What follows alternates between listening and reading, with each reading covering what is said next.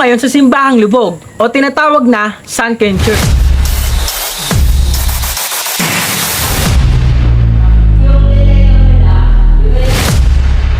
Kaya ito tinawag na Simbahang Lubog dahil itinayo ito ng hindi kalebel na ordinaryong lupa. At itinayo ito noong 1800. Kaya almost 100 years na itong nag-i-exist. Dahil sa ilang dekada na itong abandonado, may mga nagsasabi na may mga nagpaparamdam na din dito ng mga naglalakad at kumukuskus sa pader. At marami pang iba. At itidirawin ko ito ng harap-harapan ng walang takot. Literal. Kaya samahan ninyo ako at alamin pa natin yung mga history na itong lugar na ito na tinatawag nilang Sunken Church. So guys, lapit kayo para mapakita ko sa inyo yung gagamitin ko. So ito yung mga gamit ko and this one. So yun. So paano? Simulan na natin ito i-drawing tol. Yun lang. Let's go! Ang lumang gusaling ito ay kilala bilang lubog na simbahan Ready na ba kayo mga tol? na matatagpuan sa Pilipinas. Kaya ito tinawag na lubog na simbahan sa kadahilanang ito ay itinayo sa kailaliman ng lupa. Pre, dito tayo pre! It was built in 1800s at 100 taon nang nananatili. It's not obvious when you are on the road because the condition of the church is submerged and covered by branches and large trees. Its interior is full of clothes, beds, and toys.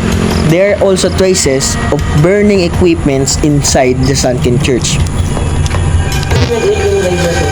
On its sides, there is a structure like a room na sira-sira na, and the same on the other side. It has a ladder that you can pass so you can get down because without a ladder, it is just a high cliff. At ang hirap nitong babae na takyatin dahil the more you get closer, the more na masihingaling ka. Marami nagsasabing Ang katakot titig mo pre oh. mahirap abutin dito ng alanganing oras dahil hindi lang sa masasamang espiritu ang nandito. Guess what? Puntahan din ito ng mga hold-upper. Ayon sa nasagap ko, marami nang na-hold up mula na pumunta sila dito. Pero susubukan pa din nating alamin kung totoo bang nakakatakot ang simbahan na ito o isa lamang itong kwento-kwento.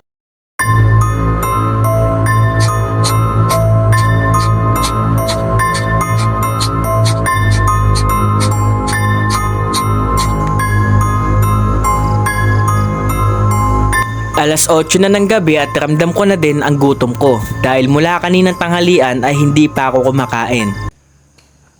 Tol, guhit Asher, musta yung pagguguhit mo dito sa may simbahan dito? Bale alam mo yun, ito yung first time na merong artist na kagaya ko na nag-try mag-drawing sa harap mismo ng sunken na abandonado na lugar. So yun, based sa experience ko pre, alam mo yun, kasi sobrang dilim ng paligid mo eh. Hindi mo na nakikita. Actually ako di ko na talaga nakikita kung ano ba yung paligid ko. Sobrang dilim na, as in, sobrang dilim na. Pero yun, pinipilit ko pa rin kahit may narinig ako sa paligid ko na kung ano-ano, di ko na lang pinapansin, tinutuloy ko lang yung drawing. So yun, if you like this video, please hit the subscribe button para naman mas madami pa tayong abandonadong mapuntahan at mai-drawing talaga ng live. So yun lang, grabe, nakakatakot, pero ayoko isipin eh. Gusto ko munang kumain. Nagugutom ka na ba pre? Gutom na ako, pre. Nagugutom na din ako eh. Tara, kain muna tayo. Kain muna kami ng mga tropa ko. So yun, let's go. Let's go mga gar. Let's go mga gar. Let's go mga gar. Tara mga gar. Shit, joke lang. So yun na nakikita ko din pre ha.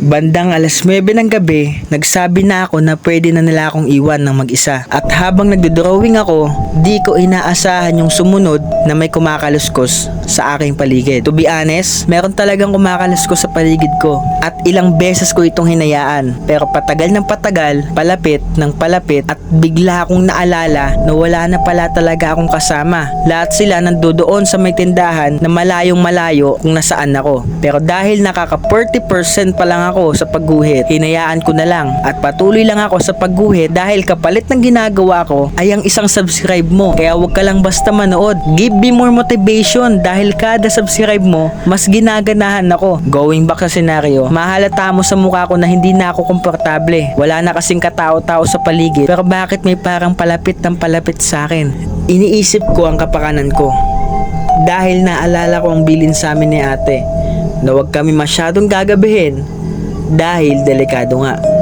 Kaso hindi pa tapos ang drawing ko, kaya tinuloy ko na lang, naglakas loob palit ng kaligtasan ko. Ano man ang naramdaman ko na parang hindi na ako safe dahil sa mag-isa lang ako, wala akong makita sa paligid. As in, total darkness around. Pero naniniwala ako na kasama ko ang Diyos na siyang magtatanggol sa akin. Naniniwala ako na sa kabila ng hindi magandang pakiramdam at sa kabila ng pag-iisa, matatapos ko itong drawing ko.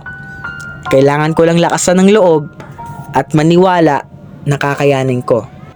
I just caught a scene kung paano yung reaction ko towards sa sumisitsit sa akin sa paligid at sa tumatawag ng pangalan ko. Wala akong kasama sa mga oras na ito, kaya alam ko na may iba nang nangyayari. Wala akong takot na naramdaman, ang tanging gusto ko lang kung totoo bang nagpapakita sila at kung kaya ko bang mag-drawing sa harap mismo ng isang abandonadong gusali. This challenge was inspired by Sark and Guhit Jess, and hopefully manotice nila tayo. Kaya ko mag-drawing kagaya ni Jess at mag-explore sa haunted kagaya ni Sark. Going back to the scene, sumigaw na ako para humingi ng tulong.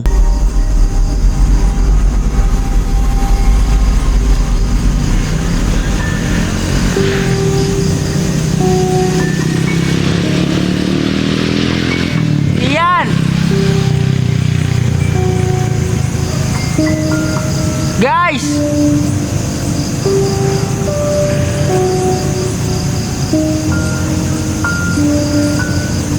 Iyan!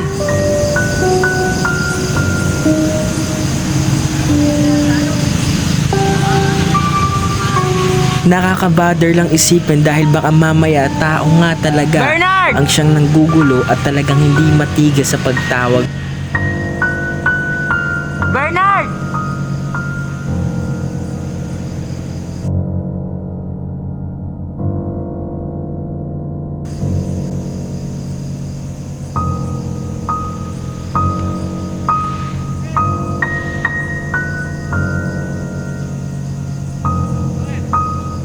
Sino yan? Halika pre.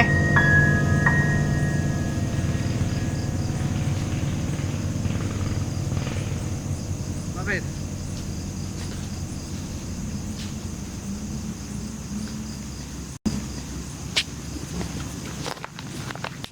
Tignan mo nga bakit sino yung nando dun.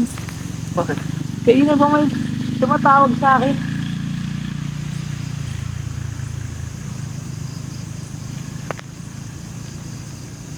Wala sila lahat, tol. Asa sila?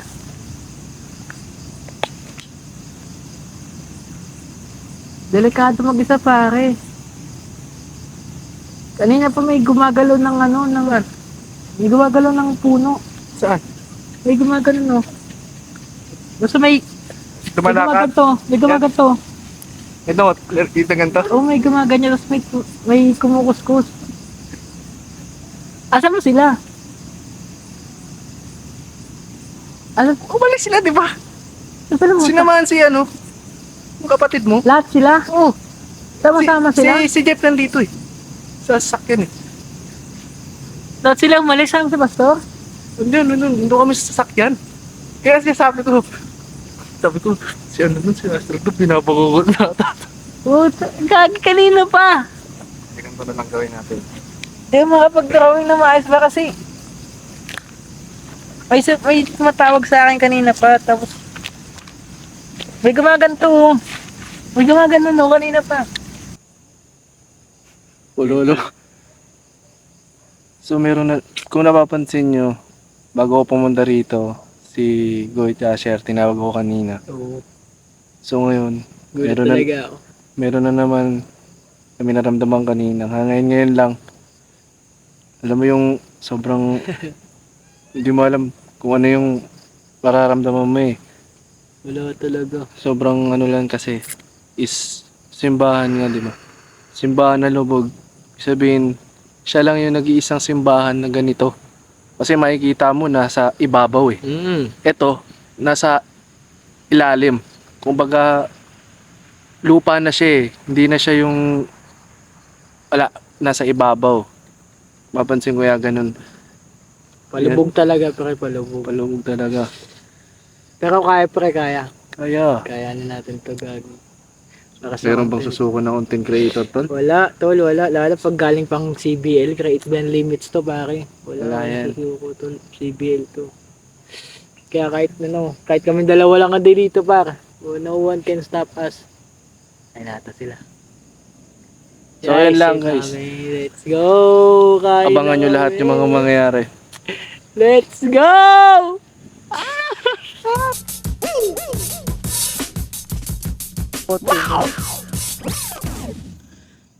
Could it be there was a story behind this church kung bakit ito naging abandonado? No one knows kung paano. At kung aabot ito ng 20,000 views, ilalapag ko ang full video na nag-stay kami sa loob ng 10 oras ng gabi. At sinubukan naming tawagin ang sinasabi nilang white lady. Abangan nyo yun dahil dun ko ipapaliwanag ang totoong nangyari sa aming lahat. Going back, base sa mga kwento sa amin, tinirahan na din ito ng mga tao. Kaya merong left behind ng mga damit at laruan at iba pa. Kaya naniniwala ako there's nothing scary about sa abandonadong church na ito. Yung kanina na parang may tao sa paligid ko, it could be a coincidence. Dahil hindi ko naman nakita kung meron ba talaga. The truth about sa mga nagbablog dito ng nakakatakot was just a video. It doesn't seem to be scared. Stop filtering this church para gawan ng haka-haka. Even the owner told us na wag na itong gawing katatakutan because the more na ginagawa itong katatakutan, iba ang nagiging epekto nito lalo sa mga nakatira sa paligid. All in all, I was amazed sa lahat ng nangyari sa akin. Yung mag-drawing sa harap ng abandonadong simbahan na ito ay hinding-hindi ko makakalimutan. Naisip ko itong gawin to face my fear when I'm staring at the abandon like this. And para ma-exceed yung talent ko, na kaya ko pala mag-drawing in front of the abandonadong gusali. And I'm challenging myself as always. CBL to men. Create beyond limits. Alright guys, tapos na yung drawing ko. So ngayon ay 10:38 na. 39. 10:40 na ng gabi. So legit to guys, 10:40 na, madilim na. And tapos na yung drawing natin. Oras na para pirmahan siya. Let's go. Tala. Game man. Sheesh. Okay, please mo tol. One. Tol. Anong date ngayon, tol? Bisa mo na tol. Wala na. 1 guys, 1. And 10:41 PM. Let's go. Let's go and let's create beyond limits. Saan yung gusto ninyo susunod na abandonadong lugar na pupuntaan nyo para i-drawing natin guys. Alam nyo, kung kinaya ko to, kaya nyo din. Kaya try nyo pumunta sa abandonado, tapos i-drawing nyo live sketch. Yun lang. See you sa next vlog. Let's go. So ngayon kasama ko ang mga kaibigan natin. Kaya ano pang inatin natin pare? Ito na yung oras para mag-explore sa loob. May na flashlight ilagyan mo pa. Dagdagan mo flashlight. Ano ata to dasal? Ano yan? Yoink! Mamaya hindi nyo ano Yoink! Yoink! Create beyond limits.